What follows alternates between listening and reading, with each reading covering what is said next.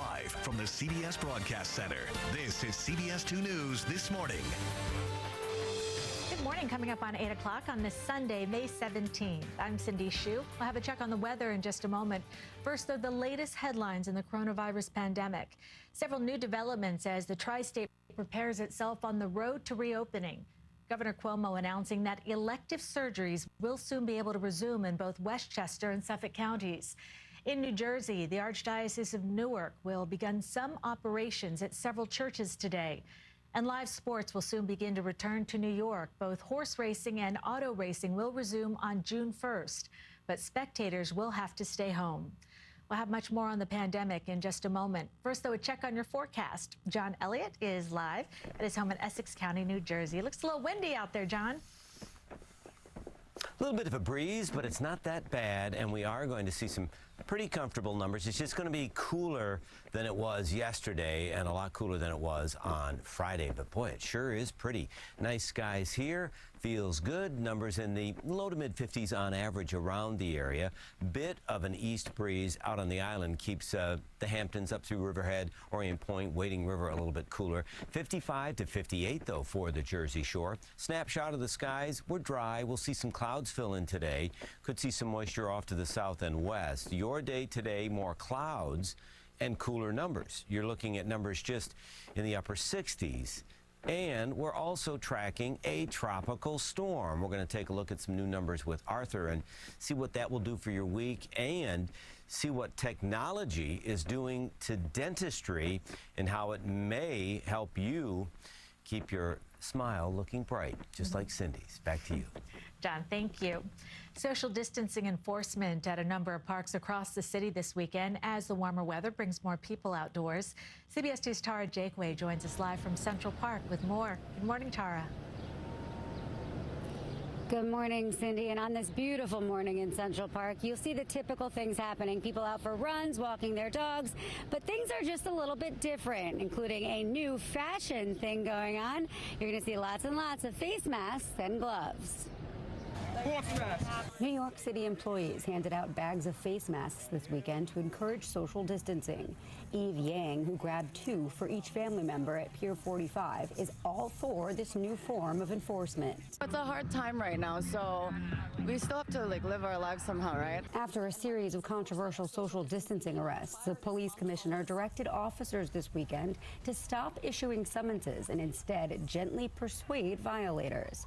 The new tactics on display at Sheep Meadow, the latest city park where officers limited attendance and turned some people like the Coughlins away. I think if they want to maintain the number of people that are here, then that's what they should do. Absolutely. They actually had a physical 6 feet banner, so they were going between group to group, and they were making sure everyone was, adhering to this standard. While families say crowds were much better controlled at parks this week, on the streets and at restaurant takeout counters, it was a different story. I think people let their guard down, and they're having drinks, and they don't want to have masks with the drinks. And I think it's just human behavior. One study recently found that gender plays a role when it comes to whether people put on a face mask, and that more women than men wear them. Men, more than women, declared that wearing a face covering is a sign of weakness. It's shameful and it's not cool. This is extraordinarily important. Mayor de Blasio doubling down on the importance of wearing one as he helped hand out coverings at a park. Governor Cuomo also urging people not to grow complacent as weather warms up. How do they act when they come out? And that is the big question mark. And Cindy, I know the last time we spoke, I told you that every single person we saw this morning was wearing a mask. Now that has changed a little bit since the sun is starting to come out and the morning hours are progressing. There's a lot more people out here. I do think the governor would still be pleased, though. I'm going to go ahead and say about 90% of people are wearing face masks. Live in Central Park, Tara Jakeway, CBS 2 News. All right, Tara, thank you. Well, the warm weather drew some crowds to beaches yesterday. In Asbury Park, people laid out in the sand. And nearby Belmar, drone video shows more groups enjoying the sun while spreading out. Even the beach in Coney Island, in Coney Island, which is still officially closed, had a few visitors. Most people there were seen walking on the boardwalk. Some New Jersey churches will be reopening their doors today, but not for Mass. The Archdiocese of Newark says its parishes will be open for private prayer and confession only. That includes churches in Bergen, Essex, Hudson, and Union counties. Social distancing will be monitored during designated hours, and masks must be worn at all times. No word yet on when Masses will resume. Starting tomorrow, street sweeping will resume in the city. Alternate side parking has been suspended in the city since March 18th, but it will resume tomorrow for 1 week only. Alternate side rules will then be suspended again for 2 weeks, starting Memorial Day on Monday, May 25th. During that time, the Department of Sanitation will reassess street cleanliness. Fishing charters and watercraft rentals can resume in New Jersey today. Governor Phil Murphy has signed an executive order lifting those restrictions.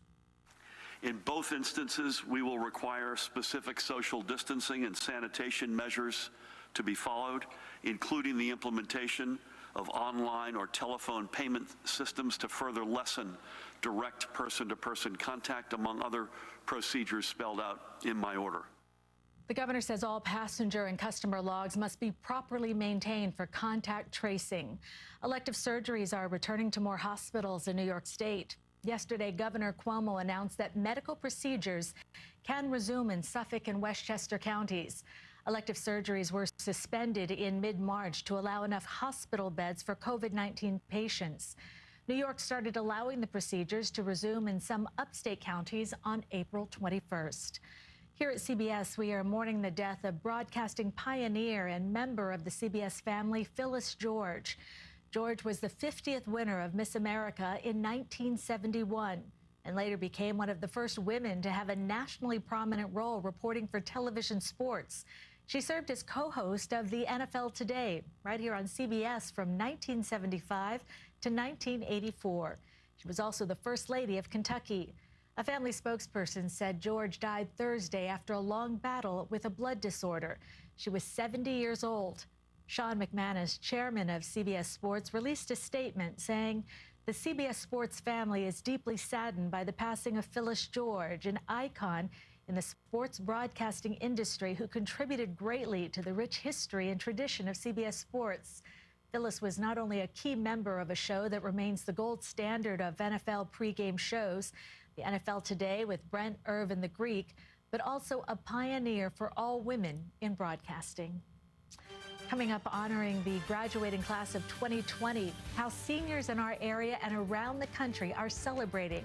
And John Elliott will be back with another check on the forecast. You're watching CBS 2 News Sunday morning.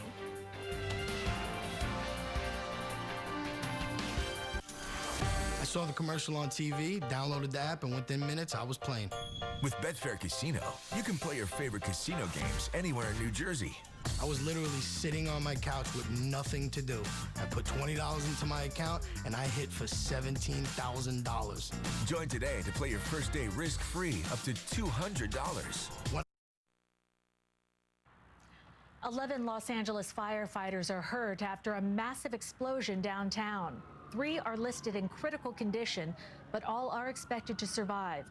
The LA Fire Department says crews were responding to a fire at a 1-story commercial building last night and were scrambling to evacuate when it exploded. The building served as a warehouse for a company that makes butane honey oil. The fire, which spread to several nearby buildings, is now out and under investigation. Italy, one of the hardest hit countries during this pandemic, plans to open its borders next month. The government announced regional and international borders will open on June 3rd. The move ends what has been Europe's longest coronavirus lockdown for travelers. A 14-day quarantine on anyone arriving from abroad will be eliminated. Italy hopes opening up will help relaunch tourism. High school graduation ceremonies across the country have been either postponed or canceled. Last night, a nationwide event gave the class of 2020 a chance to celebrate the milestone virtually. CBS 2's Kieran Dillon reports. A An hour special filled with music, words of encouragement, and congratulation. On Saturday, a virtual graduation ceremony featuring celebrities, athletes, and teachers paid tribute to the class of 2020. We honor 12 years of your hard work. The Graduate Together special was organized by several groups, including the LeBron James Family Foundation. I couldn't be prouder of all of you in the graduating class of 2020. One of the highlights, a commencement address by former President Barack Obama, which featured messages of hope. You'll make mistakes, like we all do. But if you listen to the truth that's inside yourself, even when it's hard, even when it's inconvenient, people will notice. They'll gravitate towards you. And you'll be part of the solution instead of part of the problem. Among the tributes, a nod to teachers. I want to honor my teacher, Mrs. Salazar. Here at home in the tri-state, high school seniors watched the special in awe. Allie Cruz is a senior at Belleville High School in New Jersey. She's devastated by all the big moments she and her friends won't get to experience because of the school shutting down. I feel really upset, and I feel like me alongside the rest of the class of 2020 is like in a sense of grief over the fact that those events were taken away. 17-year-old Lawrence Mendoza is also a senior at Belleville. I was really looking forward to all those exciting events with my friends, and just experiencing that together as seniors before we close our high school chapters and move on with the rest of our lives. Both were thrilled with Saturday's tribute. It's a really good way to bring the class of 2020 all together for the commonality that we have, that we're all kind of going through the same thing. They say they found inspiration in the overall message of the night. Don't be afraid. America's gone through tough times before, and each time we came out stronger. Usually because a new generation, young people like you, learned from past mistakes and figured out how to make things better. The message being that we will all get through this as long as we stick together. In Manhattan, Kieran Dillon, CBS 2 News. So true. And let's head over to John Elliott. You had a big graduation. Oh, congrats, grad. I was about to say you have a big graduation to celebrate. Yeah, the leftover balloons that are heating up by the fire, by the way, from yesterday. Here's the deal. These are going to be virtual graduations. So yesterday, Elizabeth graduated from the University of Virginia, and we set it up in the back, brought the laptops out. They did have Yo-Yo Ma playing a little bit of cello for the grads. You can see, the ceremony right there, and then you could see Elizabeth and the FaceTime. So that's how we were able to do it. It's just a new way of getting things done and crossing that milestone. So again, congratulations to all the grads out there, and maybe today, Notre Dame, they're doing their virtual graduation today. I may stop by Brian and Suzanne's to congratulate them as well. Hey, let's see what the weather's going to be like as you get ready to have some fun on this Sunday. We've got nice conditions out here. You look in the city and you've got these really pretty skies. There will be a few more clouds filling in later. Numbers around the area, see a little bit more in the way of cloud cover there. Partly cloudy and 56. Winds are calm. Your day today will be cooler, but it stays dry. First name storm of the season, Arthur. We have some new numbers, even though they haven't changed much. The 8 o'clock observation seconds away, but a blocked pattern will keep it away from us. Big area high pressure is going to nose down from the south. You can see we're fine now. We'll see some clouds fill in, maybe a little bit of light rain this afternoon, particularly north and west. And then the big mess is this vigorous low and trailing front all the way down through the Mississippi into the Gulf. That brings the chance of rain in later in the week. But Arthur, there on the bottom of your TV screen, this is, again, our first named storm. So these are brand new numbers, but they're still the same. Winds at 40, gusts at 60. Movement has not changed at all. North-northeast at 9. So the track will push it farther to the north and very close to the Carolina coast. That's why the advisories are already posted. But look at that high. It blocks it and steers it away. So we see some wind and wave action, but not as much rain. 7-day details, you see more rain by the end of the week, and that's why your odds for rain will go up Thursday into Friday. Not related to Arthur. We are going to see some warmer conditions by the end of the week as well. So We're thinking about dentistry. When you consider your last trip to the dentist, you check in, receptionist, you go back, you see the hygienist, then the dentist, and then maybe a surgeon, then you check out. Lots of people, lots of contact. Well, in our new reality, a lot of that has to change. So I spent some time this week with doctors David and Gary Silverstrom and asked them, you know, how my next trip to the dentist is going to be different.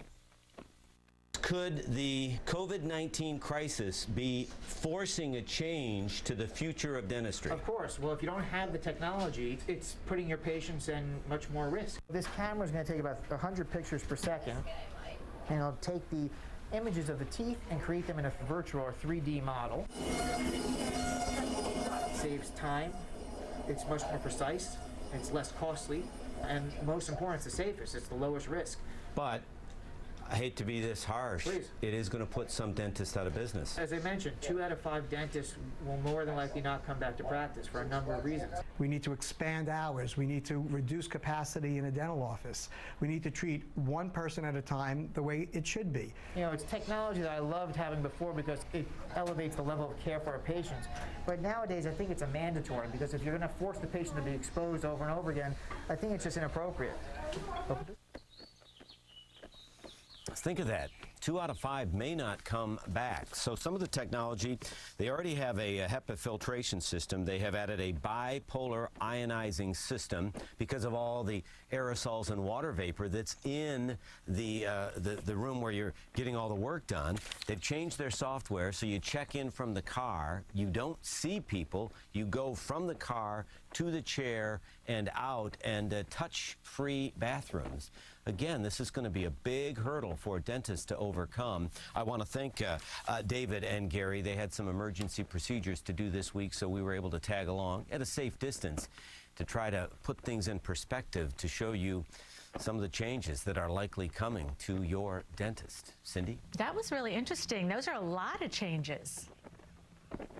Yeah, I know. It's a lot to overcome because you can't wear a mask when they're working on your teeth. Right. All right, John, thank you.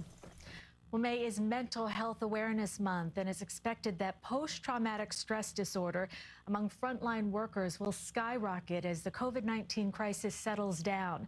Now, a local therapy group is stepping up to make sure no first responder feels they're alone in dealing with the trauma. Here's CBS 2's Jessica Layton. The meticulous process of suiting up with PPE before every single emergency call is one that doesn't allow for any mistakes. It's exhausting. Doing it perfectly every time, plus caring for COVID patients day after day for more than 8 weeks is weighing heavily on the minds of first responders. But if you're taking somebody you know is gasping for air, it's going to be in your mind. Melissa Campbell is not only the captain of her volunteer first aid squad, she's also a nurse at a local hospital and worried nonstop about exposing her husband and 3 kids. Stressed, anxious, having those weird dreams, just need somebody to vent to. People are, suffering. I mean, everybody's anxious. Licensed clinical social worker Beth Levy-Merlin heard the call for help. All 15 therapists at her practice, Roseland Psychotherapy Associates, are now offering a free 45-minute Zoom therapy session to any first responder and their families. The idea came out of a conversation with her husband. Dr. Mark Merlin runs a nonprofit group of ER physicians that assist on emergency calls. So when we don't talk about our feelings, things just kind of bottleneck inside of us, and then they come out in other ways. Usually when people start to calm down from crisis is when their bad feelings start to come up. The Merlins believe that helping to connect first responders with mental health services will absolutely save lives in the long run. Therapy, helps people not succumb to depression and addiction and suicide and all of the things that might come later. With fears of a second wave coming, Melissa Campbell believes therapy will benefit everyone on the front lines, even if the magnitude of past memories are tough to articulate. I don't know if they'll be able to put it in words. It may take time for them to put it in words. But it's comforting to know there's a place where they can try. Jessica Layton, CBS 2 News. Up next, it was supposed to be the happiest day of their lives. How one couple made the most of their postponed wedding and used the day to spread love to those who need it most. You're watching CBS 2 News Sunday morning. Every Sunday in May, CBS is bringing back the Sunday night movies. Paramount's biggest grab-the-popcorn escape from reality blockbusters. And tonight, it's Tom Cruise in Mission Impossible. Bayada nurses. Often getting the call means going beyond the call. Bayada nurses. Not everyone can follow in tradition. The CBS 2 weather team. Expect more. Welcome back to CBS 2 News Sunday morning. In the face of the pandemic, heroes arise from many places and of all ages. CBS 2 Steve Overmeyer has the story of one of those heroes. Desiree is 7 years old. She's been learning how to save money so she can buy an American Girl doll. Instead, she gave her entire piggy bank, all $52.65, to Northwell Health, along with a note. My mom says not all heroes wear a cape. In my pictures, they do. I hope you can all get a chance to take a break and use the money for a snack from the vending machine. A selfless gift that didn't go unnoticed. CEO Michael Dowling presented her with her own American Girl doll, complete with an outfit for her dream job, an astronaut. This is from us to you to say thank you. I want to hug you, but since the sickness is going on, I can't. This future astronomer even got her own telescope to bring the universe a little closer. The stars and the moon and the sun. Because the stars and the moon just make me want to dance under the stars every night. So if you could send out a message to the whole universe, what would it be? Stay healthy and don't get sick. Always remember to wash your hands, always. She turned a time of pain and grief into a time of compassion. Because I wanted to bring a smile to all their faces. And what she learned was smiles and gratitude are contagious. Thank you, Mr. Dowling, so much. While reminding all of us how rewarding it is to be kind and generous. And sometimes when you reach for the stars, you catch one. Steve Overmeyer, CBS 2 News. Well, as a New Jersey couple was forced to postpone their wedding because of the COVID-19 pandemic, they turned what could have been a negative situation into a positive one. Yesterday was supposed to be Jacqueline Hockenhose and Sebastian Siena Jr.'s wedding day, but they found another way to make it a special occasion. They started a website to collect money and food for the needy, culminating with a drop-off yesterday at their home in Freehold. We were devastated, but we figured we might as well make something good out of something that was devastating to us. We launched the website on Tuesday, and as of this morning, we broke $5,000. Everything they collected will go to a nonprofit organization in Neptune. The campaign will continue until October 10th, which is the couple's new wedding date. As we make it through these uncertain times together, a reminder to keep an eye open for the good in the world. We'll have much more in our next half hour, but for now, we want to leave you with some memorable moments from this past week. From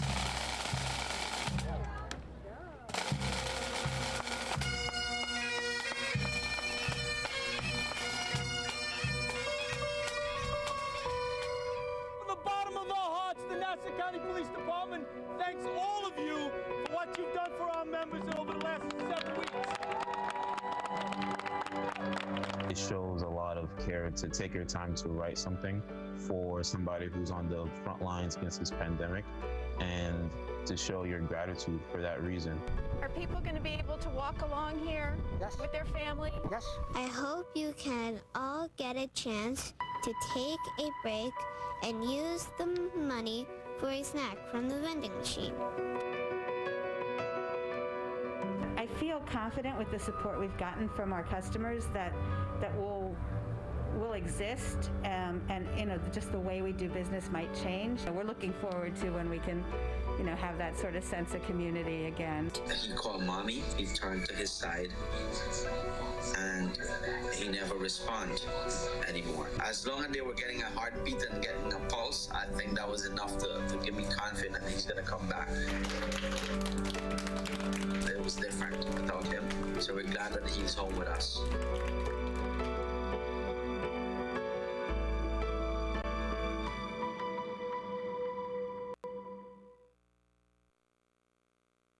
When you need a vehicle you can count on, trust Toyota to be here for you. Many Toyota service centers are open to help keep. Now get 200 free spins and we'll match your first deposit. Live from the CBS Broadcast Center, this is CBS 2 News This Morning. Good morning. It is 8:30 on this Sunday, May 17th. I'm Cindy Hsu, and we'll have a check on the weather in just a moment. First are the latest headlines in the coronavirus pandemic. Several new developments as the tri-state prepares itself on the road to reopening. Governor Cuomo announcing that elective surgeries will soon be able to resume in both Westchester and Suffolk counties. In New Jersey, the Archdiocese of Newark will begin some operations at several churches today. And live sports will soon begin to return to New York.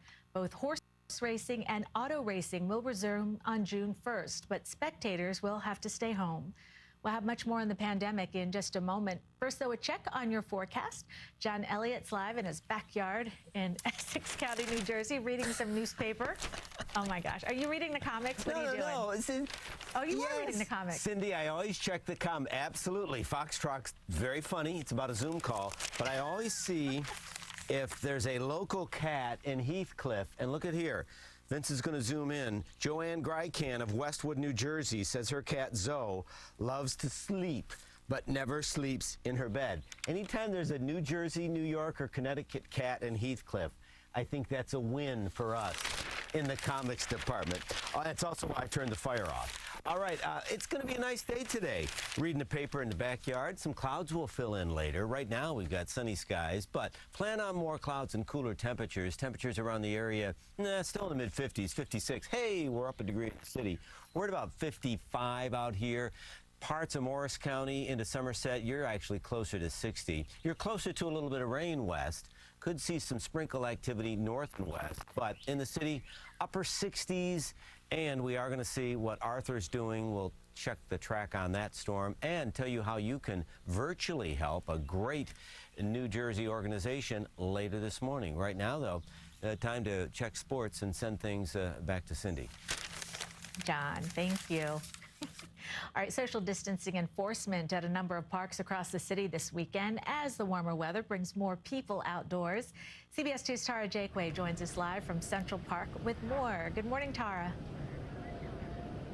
Good morning, Cindy, and what a beautiful morning it is here in New York City's most iconic park, Central Park, right next to Tavern on the Green. It's the typical sights you'd see any morning. Joggers, people out with their dogs, riding bikes. But there is something new, and that's the new accessory. You're going to see a lot of face masks and gloves. New York City employees handed out bags of face masks this weekend to encourage social distancing. Eve Yang, who grabbed 2 for each family member at Pier 45, is all for this new form of enforcement. It's a hard time right now, so we still have to live our lives somehow, right? After a series of controversial social distancing arrests, the police commissioner directed officers this weekend to stop issuing summonses and instead gently persuade violators. The new tactics on display at Sheet Meadow, the latest city park where officers limited attendance and turned some people like the Coughlins away. I think if they want to maintain the number of people that are here, then that's what they should do.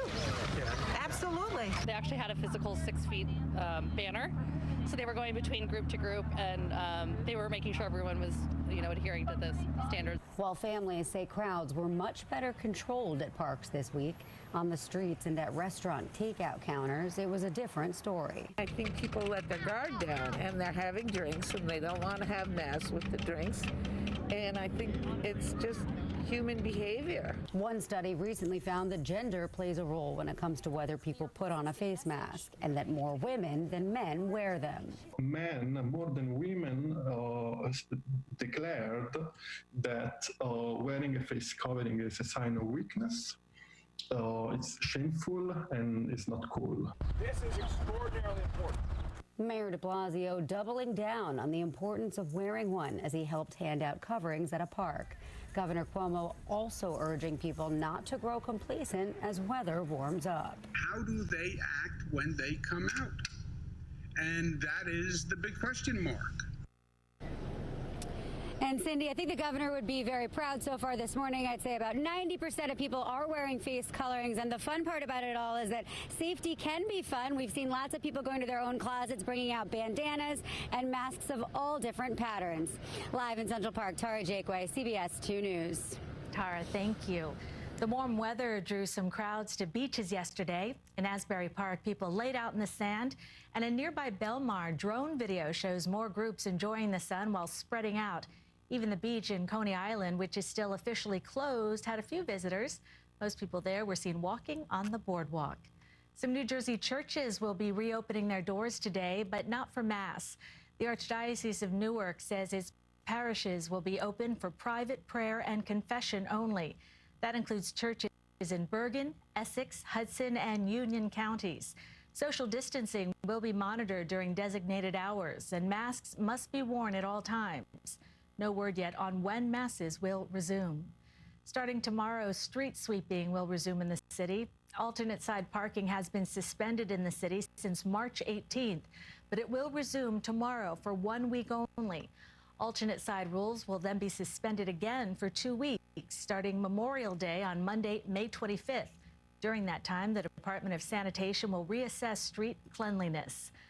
Fishing charters and watercraft rentals can resume in New Jersey today. Governor Phil Murphy has signed an executive order lifting those restrictions.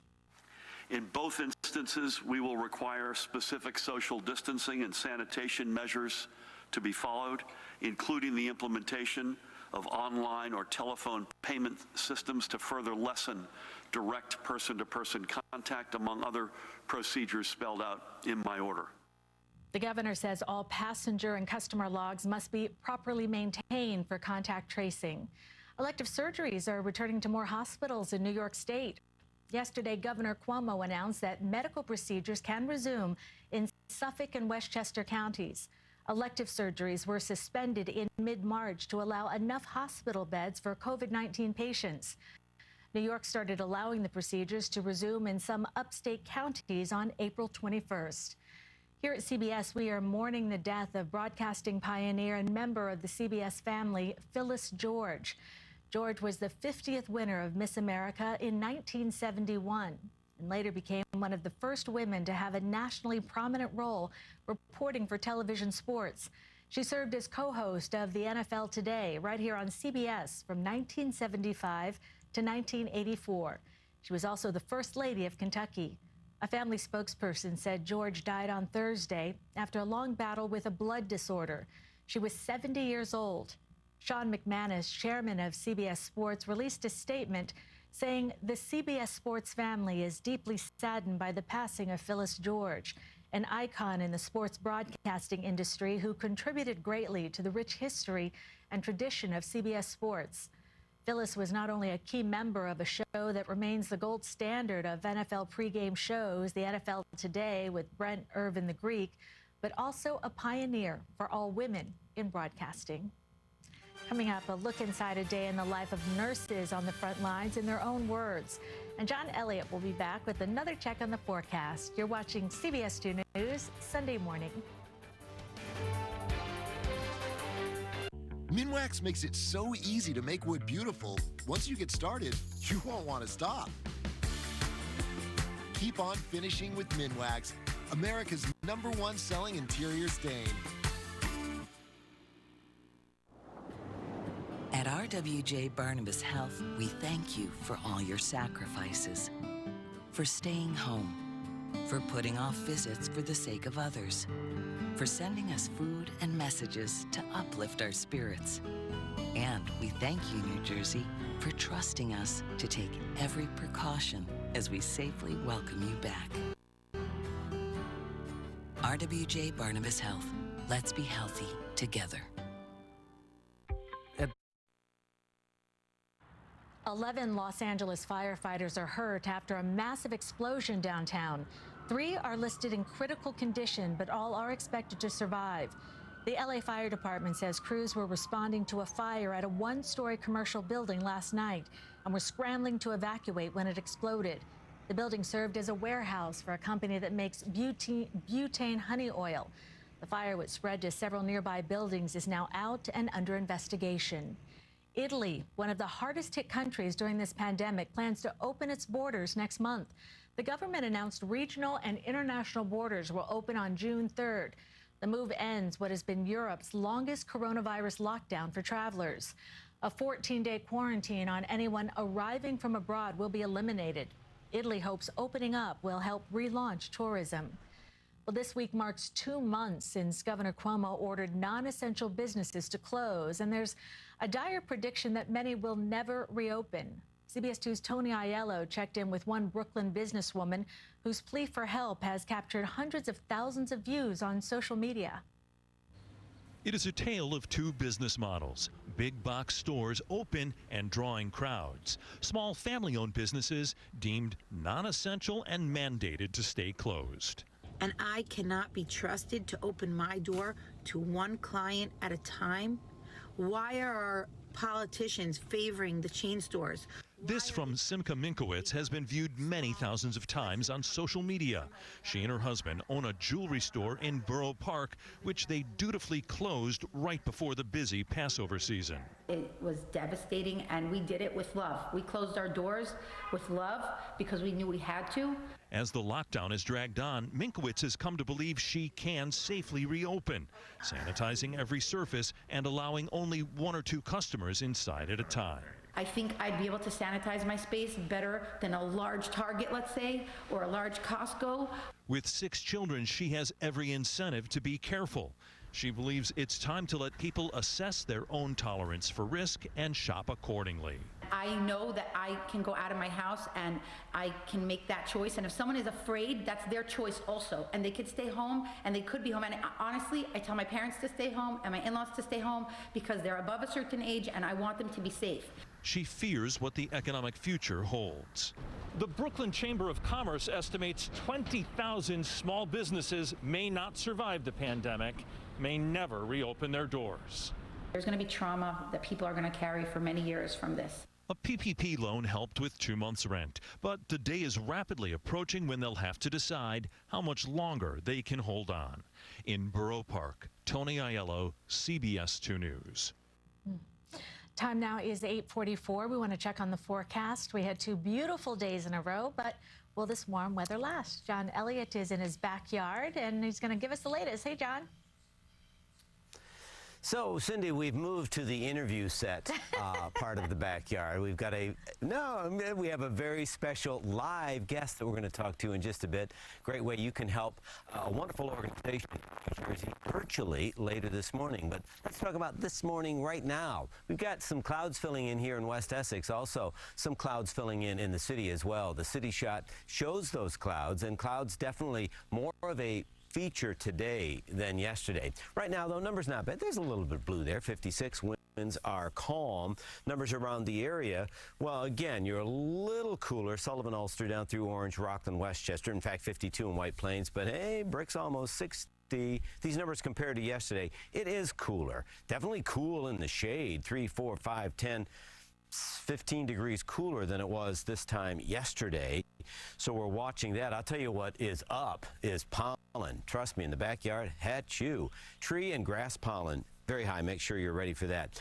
Radar and satellite in our area, very quiet. We do see a little bit of moisture off to the south and west. Expand the radar view, put a composite together for you, and you see a few features. Some light rain through parts of western PA, big area low pressure trailing front through the mid-Mississippi Valley, and then there's Arthur. Arthur, again, getting a lot of headlines because it is our first named storm, so rightfully so, but the track of this storm is going to be blocked by a big area of high pressure. Look at the timestamp on the top of the screen. You see it moving to the north, and you see possibly a few showers in our area tomorrow morning north. Then this area low pressure to the west, that will actually strengthen. That dives to the south, but then saving the day is this big area of high pressure up north. It blocks the storm, pushes Arthur out to sea, and then it also serves to hold off the next low. We're going to throw in the chance of rain later in the week, but you can see in the 7-day forecast, you're going to be cooler on Tuesday, but then Wednesday into Thursday, that's when you're going to see a better chance of rain affiliated with that low to the west. Noticed Friday, though, we're going to be up to 73 and warmer as we head into the holiday weekend. Veronica Horvath is one of my neighbors. So what we did was we thought, well, let's turn our backyard into an interview set. We invited Veronica to come on up the hill and stop by and tell us about a great organization and an event they're holding in New Jersey later today. So we got to do this the right way. So Vince has got us set up. We're socially distanced. First off, Veronica, thanks for joining us. New Jersey Sharing Network is a terrific organization. It's all about encouraging people to become organ donors. Yeah. What's the event that's going on today? Right. So, of course, we wish that our community could gather in person today, but nothing was going to stop us from celebrating the gift of life. So we've created a live interactive program that's going to be airing at 10 a.m. this morning, and it features messages from our teams, our participants, our sponsors, and our New Jersey Sharing Network staff. And at the conclusion of the program, we encourage everyone at a safe distance to walk their own 5K to raise organ awareness in their community. We got some pictures from last year's event. It's always great to have the teams together. I'm so impressed by your organization because it's about encouraging people to sign up to be an organ donor, which is an easy thing to do. But you have a very special connection to this organization. You lost your father at a very young age, right? Yes, I did, yeah. My journey with organ donation started many, many years ago. Unfortunately, we lost my father, Richard, a little too early in life. He suffered a traumatic brain injury, but that day, he became a hero in my eyes. He saved 3 other people with his gift of organ. Wow, and that's why you work with the organization. Yes. You have for years, and his legacy lives on in you. Yes. I think that's a very sweet. What's the need? How many people are on the waiting list? So there's a little over 114,000 people nationally. Right here in New Jersey, there's 4,000 people waiting. Yeah, so you got to consider New York and Connecticut. We're probably at 12,000. Yes. Veronica, thank you so much. Thank Gets you. underway Thank at 10 you so o'clock. much. We've linked it on our website, cbsnewyork.com. Virtually raising money, well, actually raising money virtually for a great organization. Cindy will virtually send it back to you. I like your new set there, John. Yeah, there you go. Why not? All right, thank you so much. Well, podcast is telling the stories of nurses on the front lines of the fight against COVID-19 in their very own words. It's shedding light on just how much of themselves nurses are giving every day. CBS 2's Vanessa Murdoch has more on The Givers. I remember feeling like it was surreal. You have to pray, you have to ask God to take away the fear from you, because if you go to work with that fear, you're going to make a mistake. You're listening to excerpts from the Mount Sinai Health System podcast, Road to Resilience. This episode, titled The Givers, features the thoughts and reflections of Mount Sinai nurses. When my daughter dropped me off at the hospital, I looked in her face and I thought to myself, is this the last time I'm going to see her? I would hope that the public gains just a fuller appreciation of the incredible sacrifices that nurses have been making. John Earl produces the podcast. This, the most moving moment for him. A young nurse who's only been a nurse for about 8 months. This time last year, she was in nursing school. She talks about coming out of the room from being with a patient. Her manager saw her visibly upset and sent a message. So this is the text. What you did today saved a life. You are a true hero. March 17th, we really saw COVID for the monster that it was. That's the voice of registered nurse Madeline Hernandez. I was determined we were going to war. While she's no stranger to caring for patients after large-scale disasters, Hernandez shares in the podcast that this time is different. The first time that I really felt like this was a disaster, just wasn't letting up. And you were seeing the deaths continue to increase. Despite the heartache, moments of victory get celebrated. Yeah, take that. You know, we got one. We what we did worked. The podcast reveals at Mount Sinai Queens, patient release includes song. It's just a happy and positive moment, and it keeps all of us going. I've also learned that I need less in life, of everything. Words of wisdom from those we're counting on most right now. Vanessa Murdoch, CBS 2 News. The team recorded more than 7 hours of interviews to create this 17-minute podcast. To hear the full podcast, head to our website, cbsnewyork.com. Up next, as many small businesses remain shuttered, one business continues to bring the community together in a very unusual way, while a pharmacy is getting into the music business. You're watching CBS 2 News, Sunday morning. This is one. So is this. And so are these. But no matter... Stay with us for continuing coverage of the coronavirus pandemic. In times of hardship, community can be found in unlikely places. CBS 2's Elle McLogan shows us one such place in this episode of The Dig. The Dig is a show uncovering gems in food and culture. Now that so many businesses featured on The Dig have been closed or reshaped, I decided to check in on them, starting with a pharmacy beloved for its two owners and its music night called the Thompson Street Medicine Show. Neighborhood, and to all my neighborhood friends, this has been my pharmacy for the last 25 years, and here we are. Couldn't think of a better place to be on a Tuesday night. Couldn't think of a better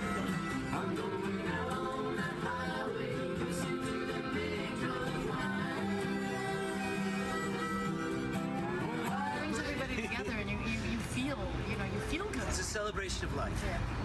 That's for sure. This type of thing, you can't cookie cut this. As people go by, everybody throws in a little pinch of themselves. So you get this one big gumbo. That's a community.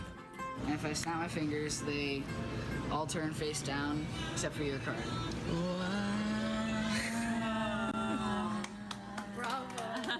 I called Jolie and Gary, owners of Thompson Chemists, to see what things look like there now. Last month we were a normal store, and then all of a sudden gates down, door closed, and selling to people through the door. Jolie, you speak a gazillion languages, and it's so cool to be hanging out at Thompson Chemists and hear you engaging with people. And how has that part of the gig changed for you? It's horrible because I'm used to talking to people all the time. I want to hug people. Look. I don't like it. He doesn't like it. But we know we have to deal with it. We have our 3 kids. Everybody's pitching in and taking their time. That's right. We call people we know are alone to make sure they're okay. And then people are shopping through the windows.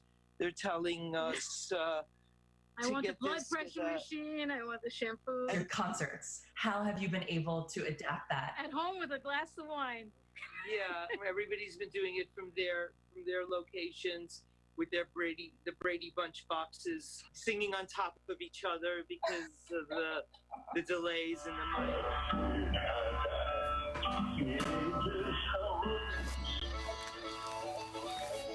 How can people help you guys right now in your business? Tell us what they want, what they need. We're here for you. We're here almost every day, and just tell us what you need and when you want. We'll get it for you. Do you have any advice or words of inspiration for people who are struggling right now? Reach out for anybody. Reach out to your neighbors, anybody that you can help. You'll feel better about yourself if you can help somebody else. Listen to music. Lots of music.